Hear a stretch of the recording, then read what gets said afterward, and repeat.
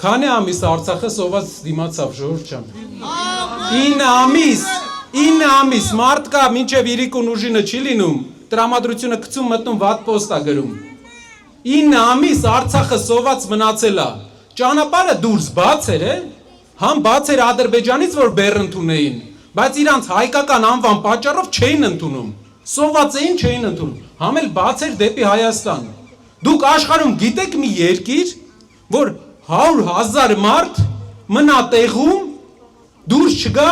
ու իմանալով, որ իր երեխեքը սոված են։ Հիմա տարածաշրջաններ կա, որ կռիվ են լինում, մի փոքր դուրս գալու տեղ է լինում, սաղ գնում են։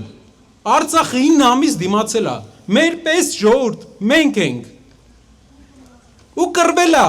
այդ ընթացքում, մենակ զգալով իրան։ Չեն ֆայմել էլի, որ գնային, ասենք, Օնիկ Գասպարյանի մոտ բունկերում պահկվեին, բունկերից սելֆի վիդեո անեին, չէին ֆայմում արցախցիները իրապես տենց 200 հոգի ելել էր հրապարակ, 300 հոգի ելել էր հրապարակ, գնացել էր Օնիկ Գասպարյանի բունկեր։ Այդ մարդիկ իրանց երեխեքի սահմաններից 100 մետր հեռավորության վրա,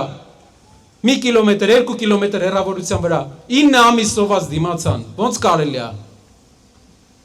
Ու ինքը պետք է դա չասի։ Բունկերի մարդը պետք է չասի, որ 300 հոգի տեսել էր, գնացել էր։ Բաժանորդագրվեք Արմատ մեդիայի ալիքներին YouTube-ում, Facebook-ում, Instagram-ում և Telegram-ում։